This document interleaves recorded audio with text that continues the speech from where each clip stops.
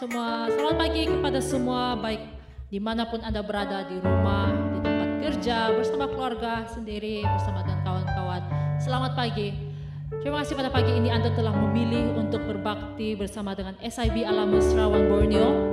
Dan kami sangat bersuka cita karena dalam apapun keadaan kita pada ketika ini, Tuhan itu masih baik, amin. Walaupun sedar tidak sedar, Tuhan itu masih baik. Pada pagi ini saya mau bawa kita untuk berdoa bersama-sama saat kita bersekutu bersama-sama dimanapun kita berada di dalam talian pun. Mari kita berdoa. Tuhan, kami ucap syukur karena Engkau Tuhan Allah kami yang baik, Allah kami yang hidup. Kami mengucap syukur pada saat ini dimanapun kami berada. Ada yang jauh dari keluarga, ada yang bersendirian di kota yang jauh daripada kampung halaman kami. Namun satu benda yang kami tahu Tuhan pada pagi ini adalah Engkau tetap Allah yang baik, Allah yang hidup. Tuhan, saat kami datang bersama-sama Tuhan, kami mau bersedia untuk mendengar suara Engkau. Biarlah Engkau terus berbicara kepada kami Tuhan secara pribadi di dalam hati kami, dalam hidup kami Tuhan. Karena kami percaya bahwa Engkau ada satu rencana yang baik bagi kami, bagi setiap kami Tuhan. Tuhan, ambillah masa ini, tempat ini, dimanapun kami berada Tuhan, untuk terus bekerja dalam hidup kami sekali lagi. Terima kasih pada pagi ini Tuhan, kami mau bersekutu bersama dengan Engkau, kami mendengar suara Engkau, kami bersedia untuk menerima firman Engkau sekali lagi. Dalam nama Tuhan Yesus Kristus kami berdoa, amen. Haleluya. Kita mau mengakui iman kita bersama-sama, bukan saja di dalam mulut kita saja, bukan dengan mulut kita saja, tapi dalam hati kita juga. Mari kita sama-sama mengakui iman percaya kita. Kita katakan bahwa Tuhan Allah yang kita percaya, amen. Mari kita akui bersama. Kami percaya kepada Allah yang Esa dan Tritunggal, yaitu Allah Bapa, Anak, dan Roh Kudus. Kami percaya kepada Allah yang mencipta dunia ini, dan karena kasih-Nya telah mengutus anaknya Yesus Kristus untuk menyelamatkan manusia dari hukuman dosa.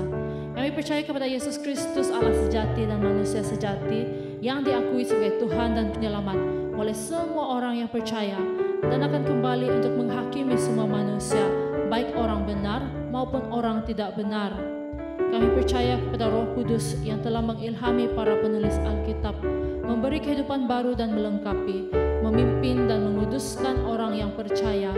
Kami percaya bahwa manusia adalah ciptaan istimewa yang mampu mengenal dan bersekutu dengan Allah melalui Yesus Kristus dan bertanggung jawab sebagai penata layan alam semesta ini, dan diberi amanah untuk memberitakan Injil Kristus kepada semua manusia. Mari katakan kepada orang sebelah kamu, walaupun mungkin sendiri sejak kamu di rumah atau di bilik, kita katakan dengan suara kedengaran, amin. Inilah yang saya percaya. Amen, haleluya. Haleluya. Pagi ini kita mau bersama-sama, kita mau angkatkan pujian kepada Tuhan. Kita mau sorakan haleluya kepada Tuhan Allah kita yang hidup. Nah, Dia yang layak ditinggikan, amen. Haleluya.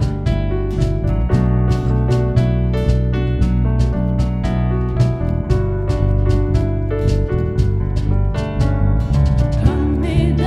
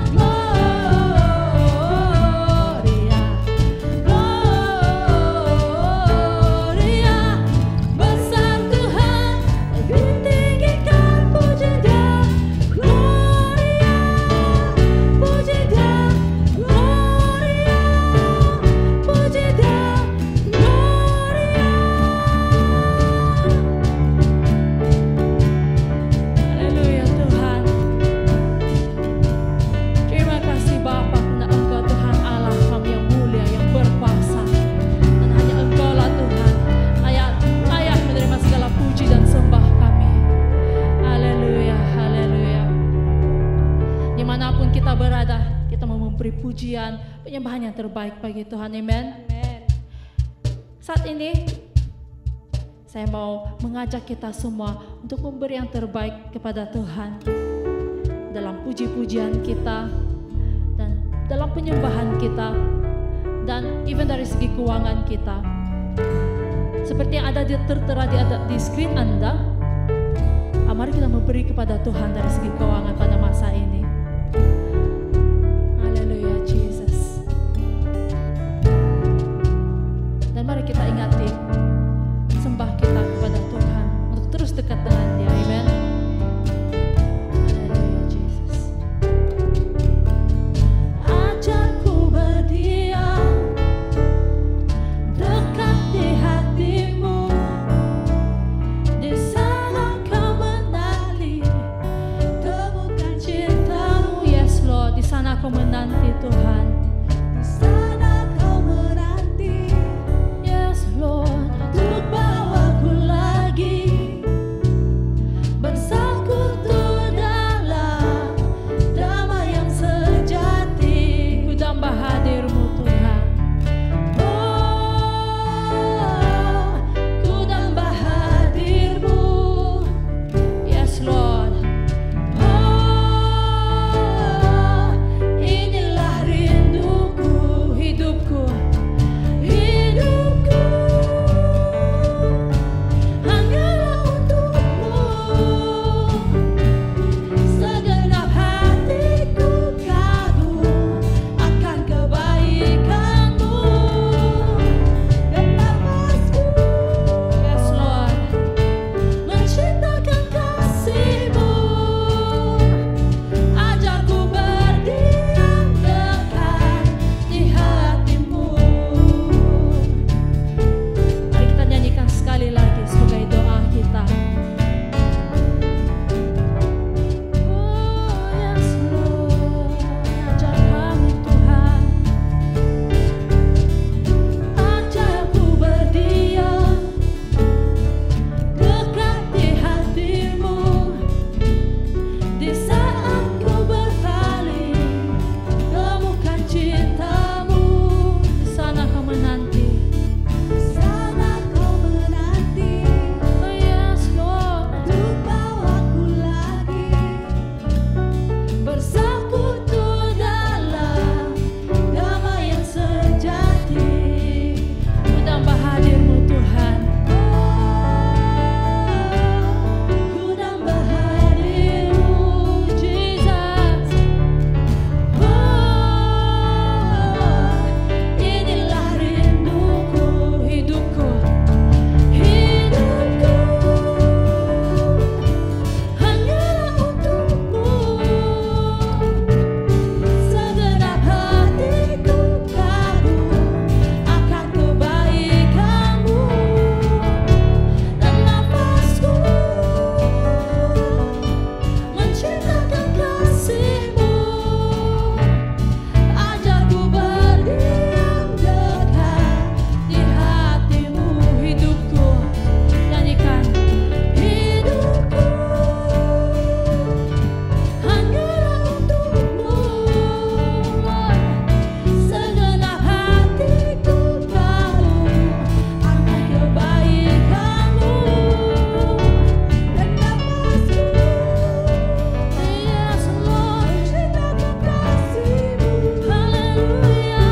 Ajarku berdiam dekat di hati-Mu. Ajarku berdiam. Ajarku berdiam dekat di hati-Mu. Yes Lord. Ajarku berdiam dekat di hati-Mu.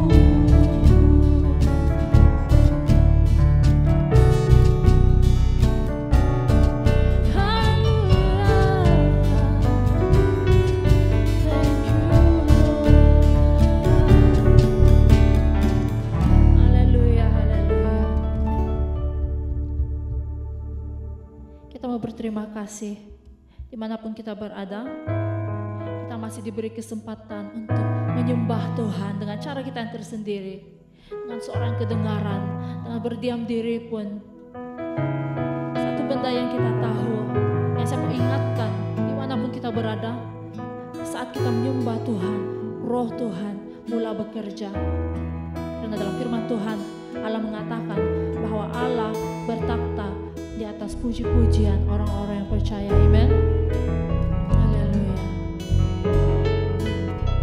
Pada saat ini kita belajar untuk mendengar suara Tuhan, bukan saja di dalam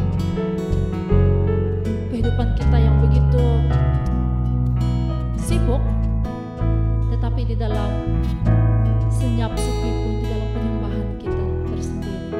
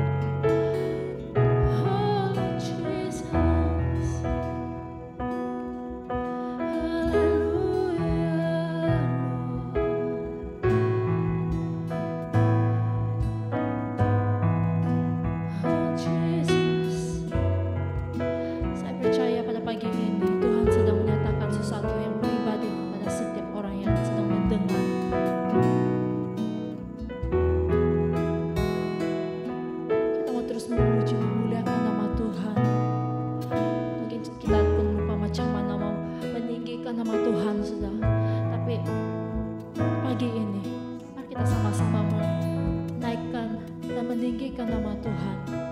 Kita mau memuji Dia atas kebesaran Dia. Betapa ajaibnya Tuhan dalam hidup kita.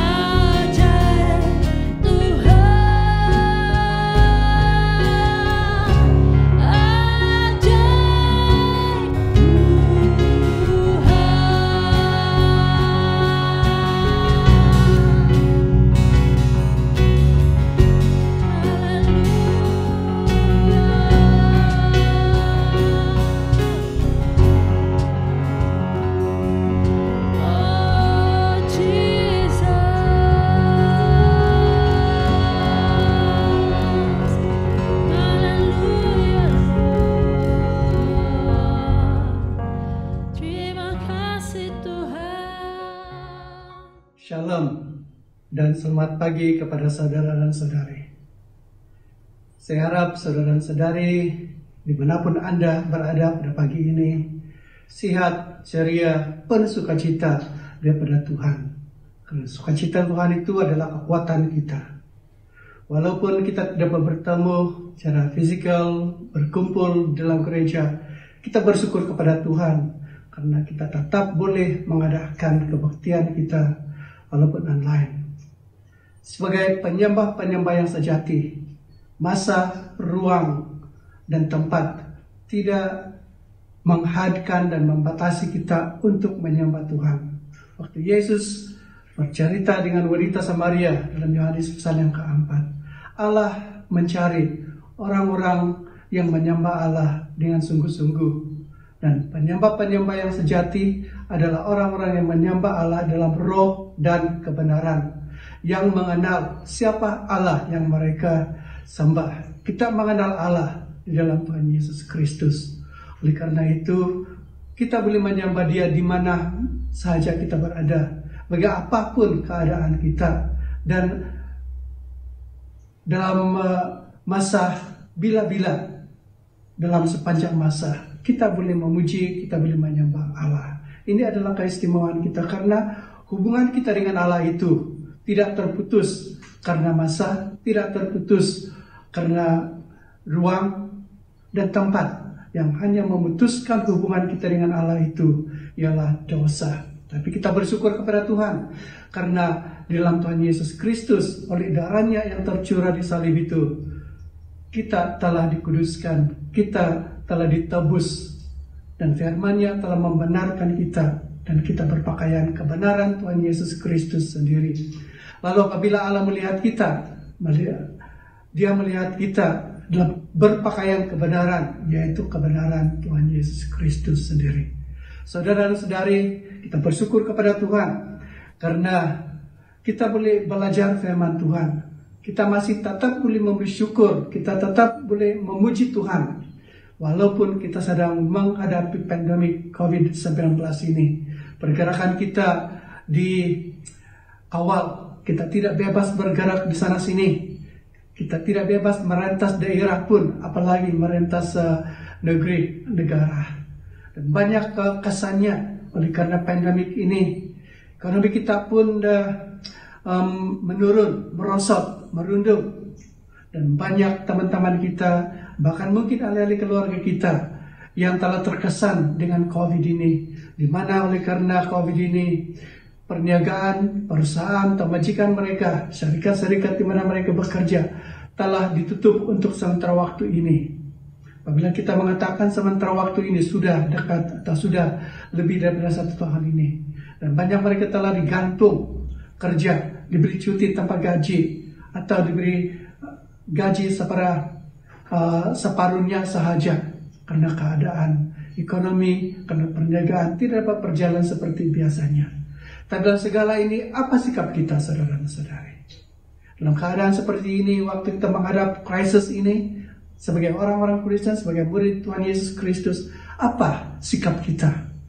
Dan pada hari ini, saya ingin pastikan kepada saudara-saudari melalui firman Tuhan, bahwa dalam keadaan kita menghadapi pandemik ini, kita tetap memberi syukur, kita tetap bersyukur kepada Allah, kita tetap memberi syukur kepada Dia, dan memberi pujian kepada Dia. Karena firman Tuhan mengatakan dalam 1 Tesalonika pasal yang ke-5 ayat yang ke-18 mengatakan, mengucap syukurlah dalam segala hal, sebab itulah dikehendaki Allah di dalam Kristus Yesus bagi kamu. Jelas firman Tuhan mengatakan dalam segala hal kita harus mengucap syukur kepada Tuhan.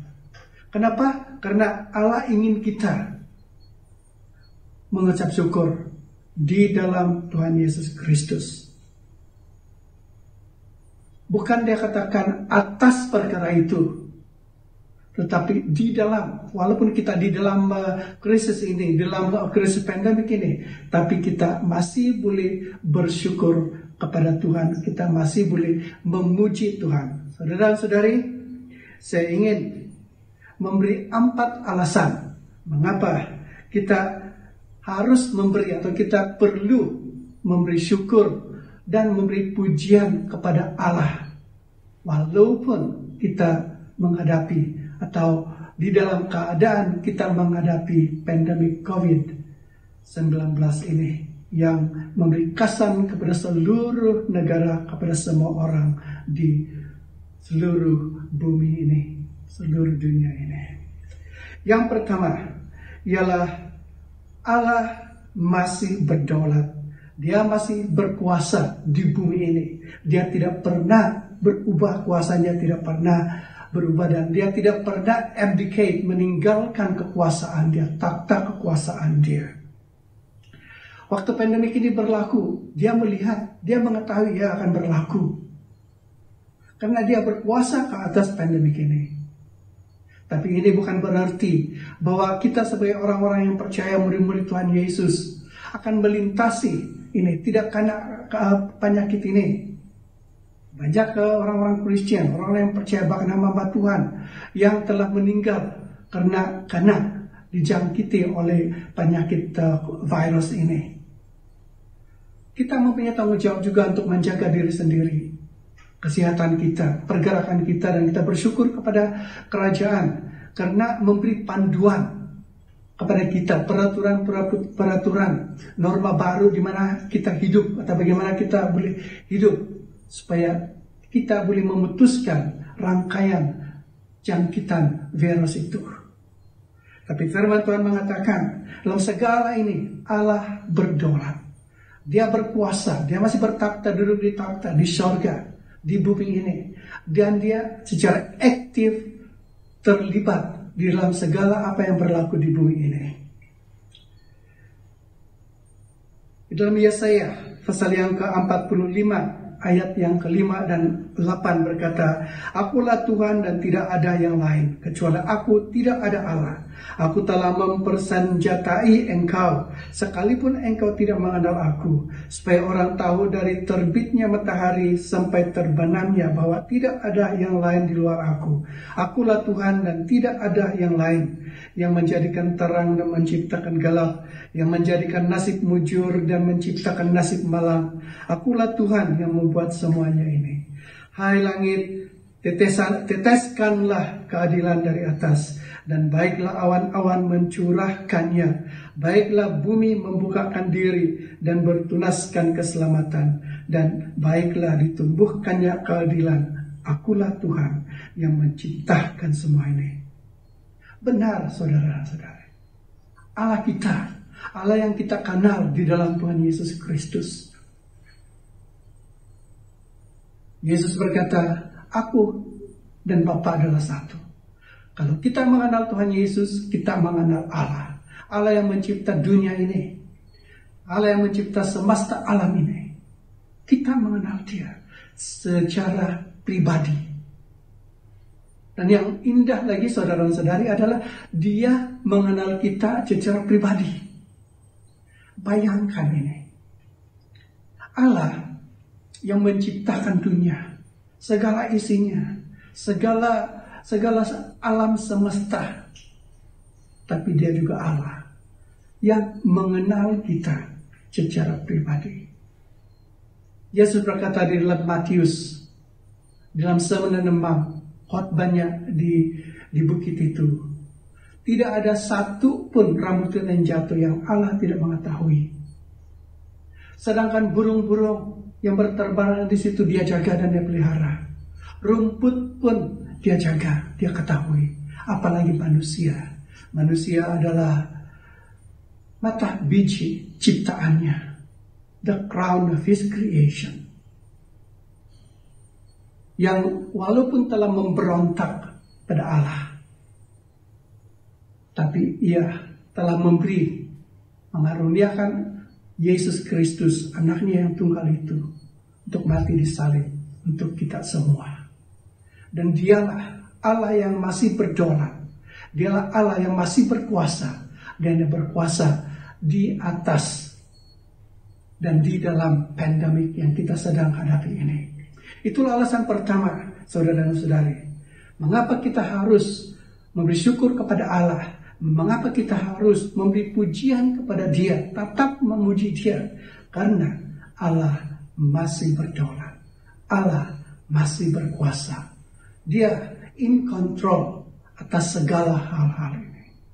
Kedua, juga saudara-saudara, dalam segala perkara yang kita alami ini, di dalam Roma pasal yang ke-8 ayat 28 mengatakan, kita tahu sekarang bahwa Allah turut bekerja dalam segala sesuatu untuk mendatangkan kebaikan bagi mereka yang mengasihi Dia, yaitu bagi mereka yang terpanggil sesuai dengan rencana Allah.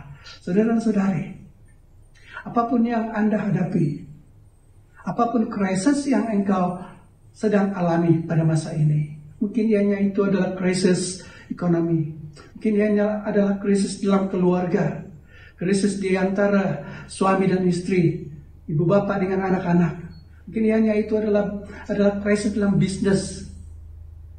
Anda ditipu oleh rekan kongsi, dan Anda yang menanggungkan kerugian-kerugiannya itu. Tapi saya ingin katakan kepada saudara, Allah telah mengatakan bahwa Dia turut bekerja dalam semua krisis. Dia turut bekerja dalam segala sesuatu yang Anda hadapi, Anda alami, untuk mendatangkan kebaikan bagi Anda. Bagi Anda yang mengasihi Dia, yang menempatkan kepercayaan kepada Allah. yaitu Anda yang dipanggil sesuai dengan rencana Allah. Amin. Ini adalah Allah kita yang berdaulat, yang berkuasa. Dia mengenal Anda secara pribadi. Dia melihat dan memahami apa yang Anda sedang hadapi dan alami. Dan good news, berita yang baik saudara dan saudari adalah Allah adalah jawaban. Beri dirimu, beri masalahmu kepada Allah. Dia akan menyelesaikannya untuk Anda. Alasan kedua, mengapa kita bersyukur, mengapa kita memuji Tuhan, sedangkan kita mengalami krisis, ialah karena di dalam krisis, di dalam ujian, di dalam pergumulan yang kita sedang alami, kita bertumbuh di dalam Tuhan. Krisis membuatkan kita lebih dewasa. Yakobus pasal yang pertama ayat 3 dan ke-4 berkata, sebab kamu tahu bahwa ujian terhadap imanmu itu menghasilkan ketekunan. Dan biarkanlah ketekunan itu memperoleh buah yang matang, supaya kamu menjadi sempurna dan utuh, dan tak kekurangan suatu apapun. Nah, krisis ini saudara-saudara adalah satu ujian. Seperti saya katakan, semua orang dalam peringkat-peringkat dalam masa atau musim-musim kehidupannya pasti akan menghadapi krisis atau mengalami krisis, mengalami cebaran-cebaran hidup yang menggugatkan imannya, kehidupannya. Tapi firman Tuhan mengatakan, di dalam pengalaman kita waktu menghadap krisis itu, Tuhan membuatkan kita bertumbuh. Krisis ini adalah sebagai ujian terhadap iman kita. Tapi biarlah krisis ini menghasilkan ketekunan, kekuatan iman kita. Makin kita menghadapi masalah, makin kita ditimpa masalah, makin kuat iman kita. Makin kita berharap kepada Tuhan. Karena firman Tuhan sudah mengatakan, biarkanlah ketekunan itu memperoleh buah yang matang, supaya kamu menjadi sempurna dan utuh, dan tak kekurangan suatu pun. Biarlah krisis yang Anda sedang hadapi, saudara-saudari, membuatkan Anda matang.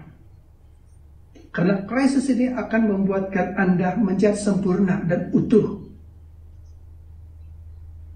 Dan kesempurnaan ini hanya kita perolehi di dalam Tuhan Yesus Kristus.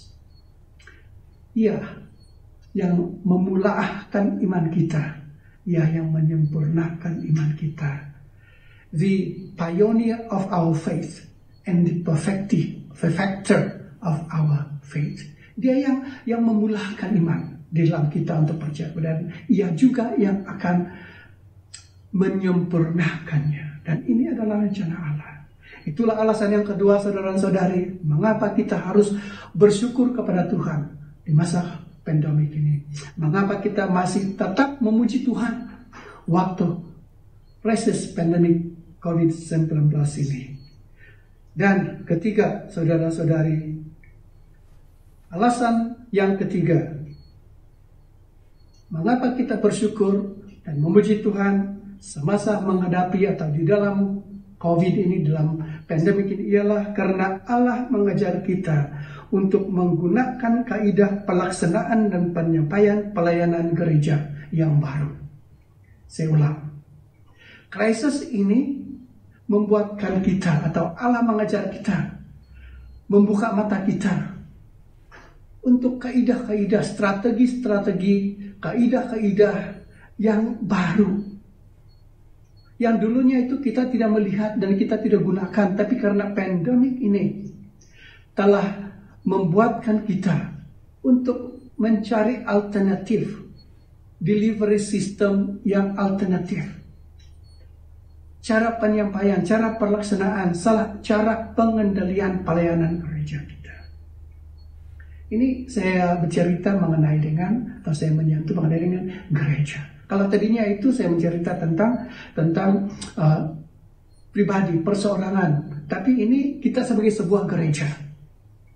Allah sedang mengajar kita dalam musim pandemik ini untuk menggunakan kaidah-kaidah pelaksanaan dan penyampaian pelayanan kita. Visi dan misi kita tidak berubah. Penyampaian itu boleh berubah-ubah. Delivery system itu, cara penyampaian kita itu berubah-ubah. Strategi kita itu berubah-ubah. Tapi message kita itu tidak berubah. Ini bukan berarti kita mau kompromi dengan message kita. Tapi kita mau relevant dengan target group kita. Oleh itu visi dan misi kita yaitu untuk menjangkau semua orang, memuridkan semua orang untuk Kristus tidak berubah. Karena itu adalah amanat agung. Dan itulah visi gereja untuk menghasilkan sebanyak mungkin murid-murid Kristus yang sejati sebelum dia datang kedua kali dalam bumi ini. Tapi cara kita mengendalikannya, cara kita melakukannya berubah, saudara-saudari. Ini juga masa kita untuk menilai pelayanan-pelayanan kita, keberkesanan pelayanan-pelayanan kita. Sebelumnya ini, sebelum bulan Maret tahun yang lalu, gereja-gereja kebanyakannya berpusatkan atau kegiatan-kegiatan pelayanannya berpusatkan kepada bangunan. Hari Minggu berkumpul di dalam gereja, sekolah minggu di dalam gereja, kelas-kelas Alkitab di dalam gereja. Bahkan kira-kira 70% kegiatan-kegiatan gereja itu, pelayanan-pelayanan gereja itu dilakukan dalam gedung atau dalam perkarangan bangunan gereja itu. Tapi apabila PKP diperkenalkan, dikuatkuasakan pada Maret tahun yang lalu, gereja ditutup. Lalu seketikanya itu kita bingung. Tidak boleh berbakti. Tapi dalam itu kita mulai menggunakan kaidah-kaidah teknologi digital. Kita mulai kasih stream live atau recorded kebaktian-kebaktian kita. Kita mau minta keluarga-keluarga, anggota-anggota kita supaya mengadakan kebaktian-kebaktian di rumah. Kemudiannya kita menggunakan kaidah platform Zoom untuk persekutuan doa, untuk kelompok-kelompok sel atau kelompok-kelompok pemuridan, untuk sekolah minggu, untuk kelas-kelas Alkitab, Zoom. Kita tidak menghentikan pelayanan gereja, masih boleh dilakukan walaupun di dalam krisis ini. Tapi kita menggunakan kaidah-kaidah. Tuhan menyatakan, mengajar kita untuk memperbaharui cara pendekatan, menggunakan kaidah-kaidah yang baru. Dan saya pikir saudara-saudari, gereja-gereja sudah sampai masanya berpikir untuk migrate menjadi gereja-gereja digital. Kita sudah diberitahu bahwa cara kita hidup ini tidak akan kembali sebelum pandemik ini. Gereja tidak dapat melakukan cara pelayanannya seperti tahun 2019. Tahun ini 2021, tahun akan datang, keadaannya berbeda. Tapi kita masih boleh menyampaikan dan mengungsikan firman Tuhan. Dan kita masih boleh menggenapi, melaksana dan menggenapi amanat agung itu dengan kaidah-kaidah komunikasi digital yang ada pada masa ini. Ya memang, saya juga menyadari bahwa banyak teman-teman kita, terutama sebaya dengan saya, kalau Anda berumur 50 tahun, 60 tahun, apalagi kalau 70 tahun, untuk mengubah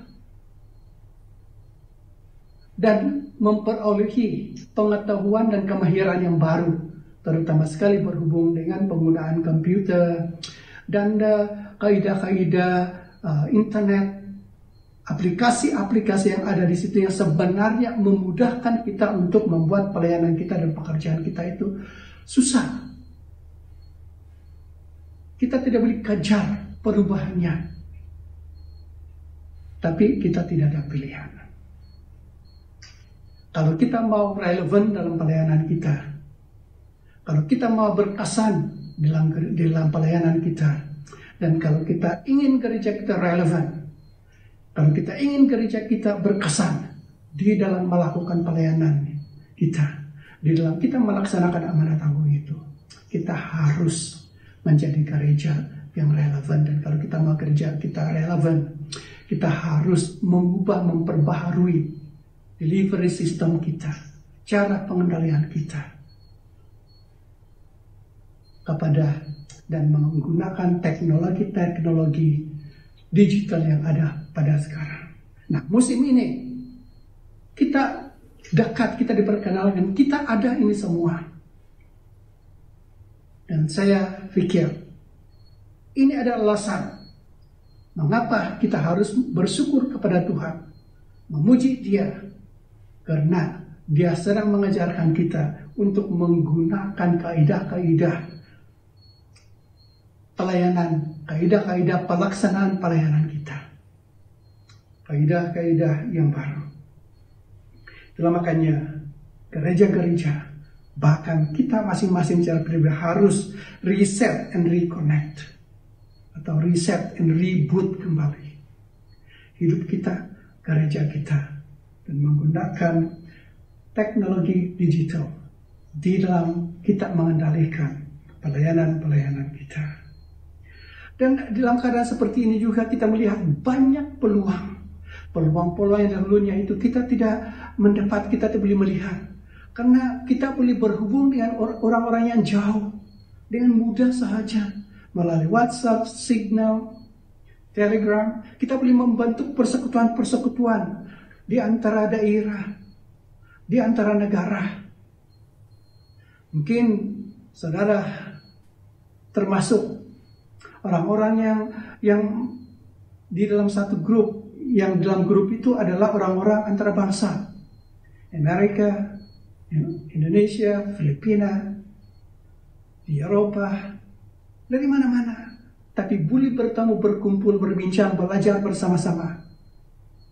Dulunya ini tidak boleh, tapi sekarang boleh. Karena kaidah, karena tools, karena kaidah-kaidah, alat-alat yang ada, alat-alat digital yang ada pada masa ini. Nah, peluang-peluang baru ini ada pada kita untuk menggenapi amanat agung.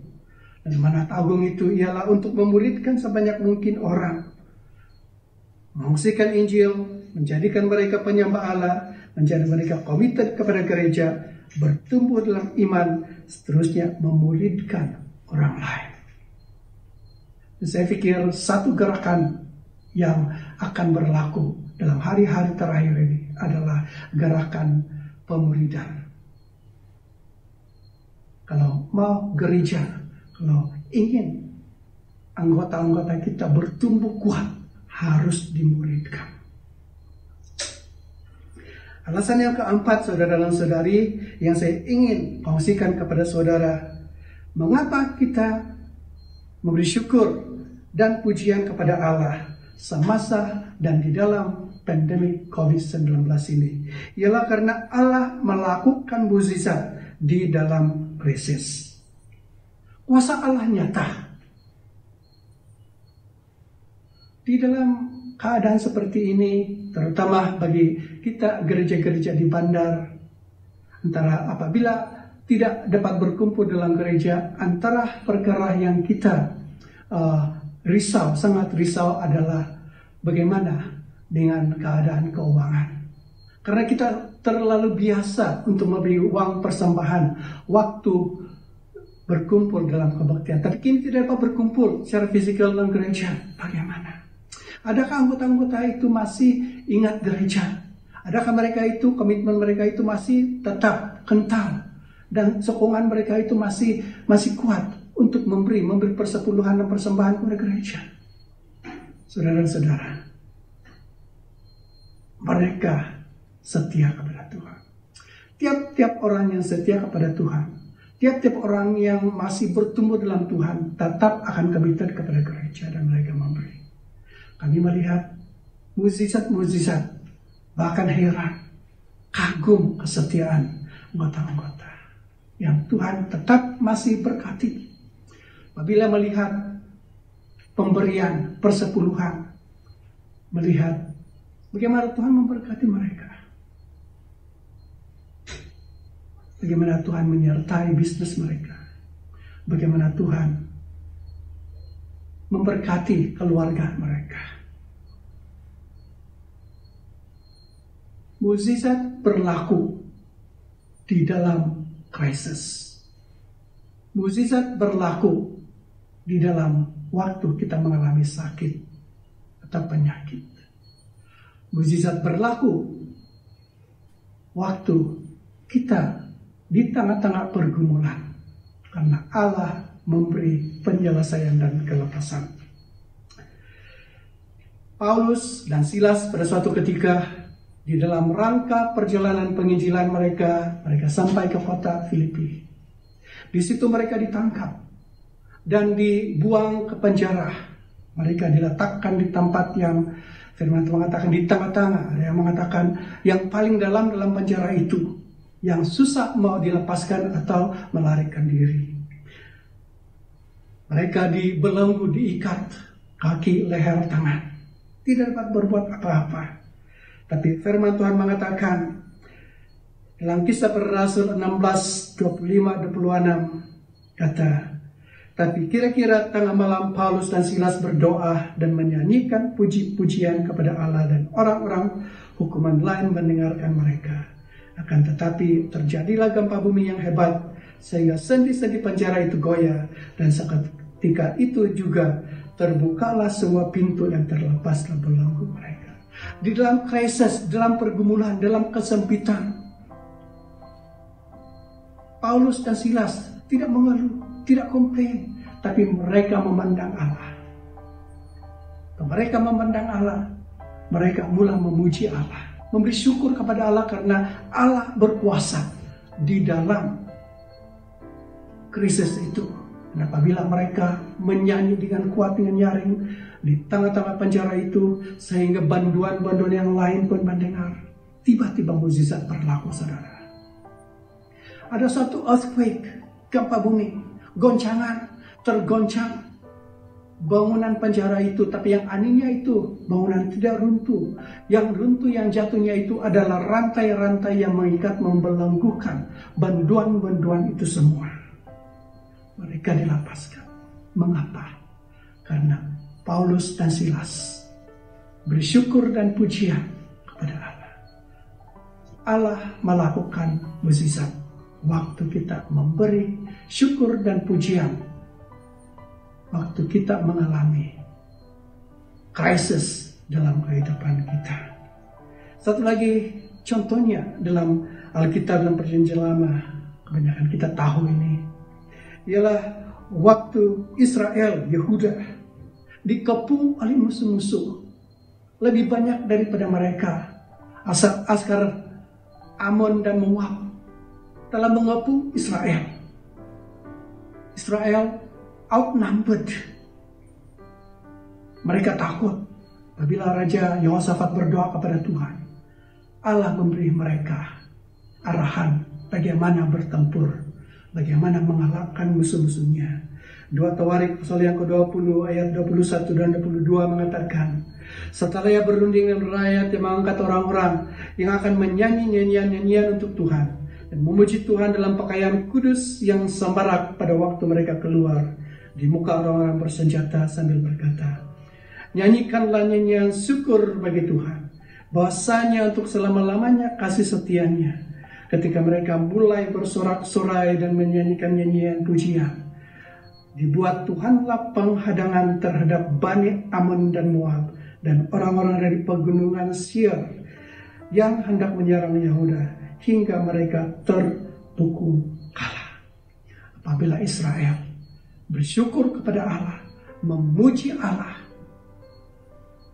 Allah melakukan mukjizat. Allah sendiri yang mengalahkan, meruntuhkan, memusnahkan tentara bangsa-bangsa yang melawan Israel pada masa itu, tentara-tentara Amon dan Moab. Saudara-saudara, apabila kita memuji, bersyukur kepada Tuhan, menaikkan syukur dan pujian kepada Tuhan di dalam krisis, di dalam pandemik ini, Allah melakukan mukjizat. Amin. Saudara-saudara, jadi apa kita melakukan?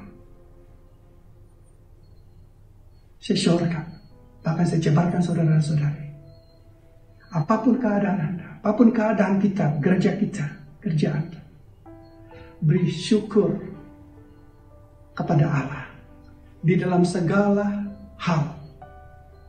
Beri syukur dan pujian kepada Allah walaupun kita di dalam pandemik.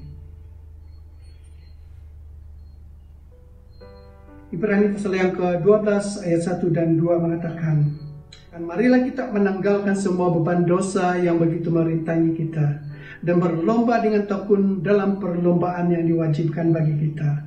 Marilah kita melakukan dengan mata tertuju kepada Yesus yang memimpin kita dalam iman dan yang membawa iman kita itu kepada kesempurnaan. Saudara-saudara, dalam masa COVID pandemic ini, pandemic COVID ini, mari kita memandang kepada Yesus, pioneer, founder, dan perfecter, penyempurna iman kita. Saya ingin tutup dengan ayat yang kita baca pada permulaannya, yaitu dalam 1 Tesalonika 5 ayat 16 ya, ke ayat yang 18. Bersukacitalah senantiasa, tetaplah berdoa, mengucap syukurlah dalam segala hal, sebab itulah yang dikehendaki Allah dalam Kristus Yesus bagi kamu. Saudara-saudari, apapun berlaku, apapun yang sedang kita alami, apapun Anda sedang alami, tetap bersukacita, tetap berdoa, tidak putus asa, makin kental, makin tekun dalam doa, dalam bersekutu dengan Tuhan, sambil mengucap syukur dalam segala sesuatu. Kenapa? Karena itulah yang dikehendaki Allah dalam Kristus Yesus bagi kamu. Mari pada pagi ini saya ingin mendoakan untuk saudara dan saudari. Kamu yang ada di rumah, bagi kamu yang mungkin ada di pejabat, bagi kamu dimanapun, ambil masa sejenak, tunduk kepala, datang kepada Tuhan, beri syukur kepada Tuhan walaupun Anda dalam krisis. Mulai memuji Dia, karena pujian memindahkan fokus pikiran Anda dan berpindah daripada masalah itu kepada Allah. Dan apabila Anda memandang Allah, Dia akan melakukan mukjizat. Bapa di sorga, pagi ini saya mau berdoa untuk setiap orang, setiap anak-anak-Mu yang sedang tunduk kepala, menyerahkan dirinya kepadamu Tuhan.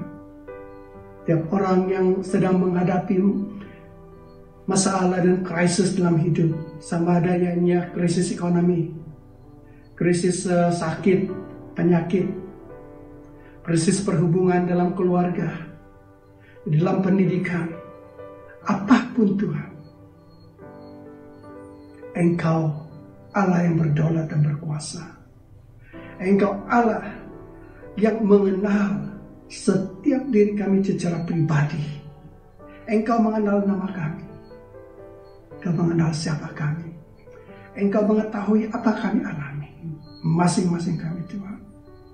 Saya mau berdoa, nyatakanlah kekuasaan-Mu, nyatakanlah kedaulatan-Mu, curahkanlah balas kasihan-Mu kepada setiap anak-anak-Mu ya Tuhan.